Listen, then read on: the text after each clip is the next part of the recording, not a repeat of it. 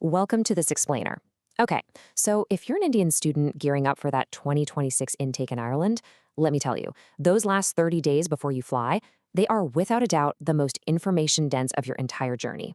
Think about it. You've got a visa grant letter to protect, an Irish residence permit appointment to secure, foreign bank accounts to open, and somehow you have to magically squeeze your entire life into 23 kilograms of luggage. It is a lot. But don't worry, today we're taking that anxiety-inducing countdown and transforming it into a totally seamless survival guide. All right, let's jump straight into the agenda. This master checklist is going to act as your 30-day roadmap. We're covering flight booking and luggage prep, that crucial document folder, your financial setup before departure, securing instant connectivity, and lastly, the arrival protocols for your IRP and PPS. Starting with Section 1, Flight Booking and Luggage Prep. And look, the subtitle says it all. Timing is absolutely everything here, and getting it right has massive financial stakes. Take Rohan's real-world example right here. It literally proves why booking a one-way ticket between late April and mid-June is the absolute smartest financial move you can make for a September intake. And you might be wondering, why a one-way ticket? Well, it matches your Stamp 2 visa conditions perfectly and shows genuine immigration intent to the officers in Dublin. If you wait until August for those competitive Gulf Hub routes, it can easily cost you 30,000 rupees more. And like Rohan says, that difference is basically 2 months of groceries. This brings us to what I like to call the true cost formula for student flights. Don't just get blinded by the base fares, you have to look at low luggage. A cheaper ticket that only gives you 23 kilograms is actually way more expensive if you end up paying excess baggage fees. Now, Air India, Emirates, and Qatar Airways all offer amazing student baggage bonuses of an extra 10 kilograms. But here is the massive catch. You absolutely must register your confirmation of enrollment on their portals at least 72 hours before departure. If you don't activate it beforehand, you won't get it. So to really maximize that luggage allowance, you need to follow the ultimate bring versus buy rule. Look, I know we all want to pack our entire childhood bedroom, but you have to prioritize. Bring what is expensive or hard to find in Ireland, and just buy what is cheap and bulky once you get there. Definitely pack your Indian-style pressure cookers, a solid 6-month supply of any prescription medications, and your specialty spices. But please, wait to buy heavy bedding or those thick winter coats rated for -2 degrees until you can hit local Irish stores like Penny's or Dunn's. It'll save you so much space. Okay, moving seamlessly into Section 2, the crucial document folder. This is your non-negotiable pile, the stuff that never leaves your sight. Priya's incredibly stressful experience here perfectly highlights our next golden rule. Never, ever risk putting vital documents in your checked luggage. Seriously, don't do it. Airline handlers routinely misroute bags on multi-stop routes through Dubai or Doha, and if your bag gets delayed, you could literally be left stranded at Dublin immigration with no paperwork to show them.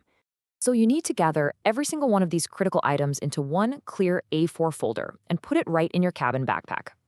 I really want to emphasize the printed color visa grant letter. This is exactly what the Irish immigration officers will ask for at the primary lane, and they will absolutely not accept a screenshot on your phone. Also, take note of that travel insurance requirement. As a non-EU student, it is legally mandated that you have coverage of at least 25,000 euros each for accidents and illnesses. 10,000 euros. This number is not a suggestion, it's mandatory. You must carry physical, printed bank statements proving you have 10,000 euros in accessible funds, plus proof of your paid tuition, which means at least 50% paid if your course costs over 12,000 euros. This is exactly what immigration wants to see to prove that you can actually support yourself. All right, Section 3, financial setup before departure. Your documents are totally secure, so let's talk about setting up your finances while you're still on Indian soil. We're looking at a 3-tool system here. Setting this up takes maybe 2 or 3 days back in India, but trust me, it avoids massive headaches later on. Step 1. A lot of major Indian banks now let you open an NRE or NRO account via a simple 5-minute video call, making it super easy to manage your funds from home. Step 2. Get a Wise account verified with your Indian details right now for cheap international transfers. And Step 3. Be ready to open a Revolut account the second you have an Irish address. Revolut is going to be your absolute best friend for splitting bills and buying groceries in euros. Now, for the exact moment you arrive, you need a smart liquidity strategy. You definitely don't want to be entirely cashless when you land. Always carry about 200 to 300 euros in physical cash just for those first 48 hours. Think about paying for airport buses or grabbing a quick top-up at a convenience store. Then back that up by loading 1,500 to 2,000 euros onto a Forex card. This is going to serve as your primary survival liquidity while you're waiting for your local Irish bank accounts to open up. Moving right along to Section 4, securing instant connectivity. Because let's be real, you need your smartphone to work the absolute second those plane wheels touch down in Dublin. Here's how you build a totally foolproof connectivity net. Phase 1. Activate an eSIM, like Airalo or eSIM, before you even board your flight in India. This saves you from hunting for an open mobile shop at 10 p.m. after a grueling 9-hour flight. Phase 2. Keep your Indian SIM on international roaming, but strictly as an expensive, short-term emergency backup while you're in transit. And then Phase 3, once you're actually settled in during week 1, you switch over to a local physical SIM for long-term affordability. Speaking of local networks, Tesco Mobile is the undisputed champion for international students in Ireland. It's incredibly accessible. You can grab one in basically any Tesco supermarket across the country. Plus, their prepaid Data Plus pack gives you a massive 100 gigabytes of 5G data for just €10 a month. It's a no-brainer. Finally, Section 5, Arrival Protocols, covering your IRP and PPS. We've reached the final threshold of this explainer.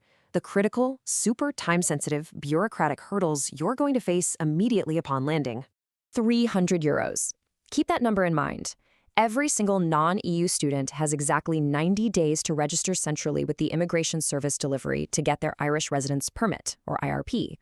And it comes with a non-negotiable €300 fee that you have to pay by card at your appointment. Now notice the absolute urgency on this timeline. Dealing with bureaucracy is rarely fun, but as of late 2025, Dublin wait times for these appointments were hitting 8 to 10 weeks. That's huge. This means you absolutely must secure your online appointment during your university orientation in week 1. Then, in week 2, get yourself registered with a local GP using that detailed medical letter you packed from India. Don't put this off, because popular medical practices near universities can have wait lists stretching 6 to 8 weeks. At the exact same time, you need to apply for your Personal Public Service, or PPS number. You can think of this as your Irish tax and social ID. Without it, you can't open a proper Irish current account with AIB or Bank of Ireland, and you definitely can't start working those 20-hour-a-week term-time jobs allowed under your Stamp 2 visa.